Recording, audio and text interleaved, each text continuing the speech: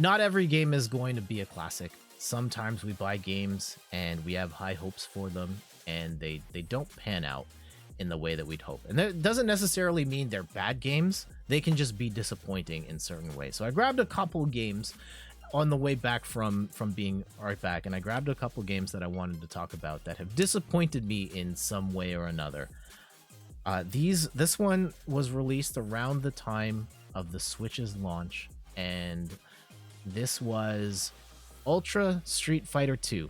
I am a lifelong fan of the Street Fighter franchise. Super Street Fighter 2. It wasn't my first Street Fighter, but I have a soft spot in my heart for that game introducing new characters. And Super Street Fighter 2 Turbo is still a perennial classic and a game that comes up in fighting game tournaments to this day. And I was kind of hopeful that with some updated graphics and online play and some of the balance changes they were making, that they could provide a new fresh take on it. And really, no, it was kind of a mess. The balance changes they made were kind of poor, and Evil Ryu and Violent Ken in there don't really shake things up. If anything, they make it more busted. The new modes weren't great. The online play didn't have rollback, and it was just a really disappointing experience overall, and a subpar release on the Switch for Capcom. Another game that came out at launch, and maybe I shouldn't have had higher hopes for this, but kind of in the spirit of your Wii Sports and your Wii Play, Nintendo put out a game that had sort of casual motion control appeal, and that was OneTwo Switch. And this is one where there's about 60 different mini games in it, and there are certain things they do with motion controls and the HD rumble that no other game really did. I think, for example, the Ice Cube game, like you move the controller around and you kind of see how many ice cubes are inside. It's actually really cool, and the console hasn't really used any of that HD rumble since. And this game in and of itself, it was okay. Like, it was fine for an afternoon, but there really wasn't much more to it than that. So this one for me was kind of a bust. Kind of again on the more gimmicky side of it, but conceptually it was really cool, was the Nintendo Labo stuff. And it caught a lot of people off guard. This wasn't meant to be a traditional sort of video game thing. It was about introducing kids into the world of STEM, science, technology, engineering, math.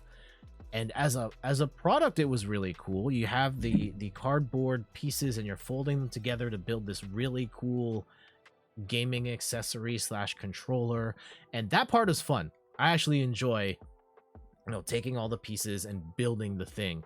But once you finally played the software, a lot of it was just really disappointing. The racing game was kind of blah. The RC, the car, it was kind of neat, but it didn't really do a lot. The fishing game was my favorite of the bunch. I actually would have loved to have seen more done with the fishing game. The house was kind of silly, and the piano, like, it didn't feel good to play that piano, and you could only play one note at a time, which really limited what you could do with it. There are other Nintendo Labo stuff. I still have the robot suit that we have to build someday, and maybe we'll have more fun with that. But Labo as a whole kind of didn't sell well for Nintendo, and kind of underwhelming in terms of the actual, once you built the thing, what you were playing at the end wasn't that fun. And the last one, I don't think this was a bad game by any means, but it did disappoint me in a very specific way.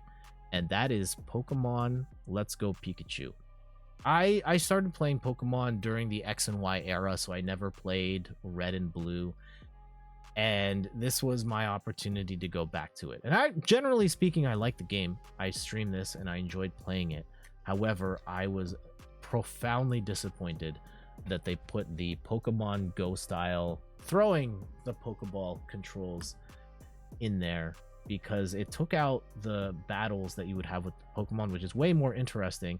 And despite being someone who actually likes Pokemon Go, I got to level 40 in the first year, came like obsessed with Pokemon Go for a time.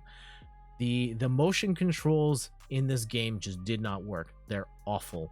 And it just took this game that was actually pretty solid, and you got to catch them all, but you don't want to catch them all because the throwing is just so unresponsive that it made for a game that was worse to play. So there you go. That was a couple of Switch games that disappointed me. Let me know in the chat or in the comments what games disappointed you recently.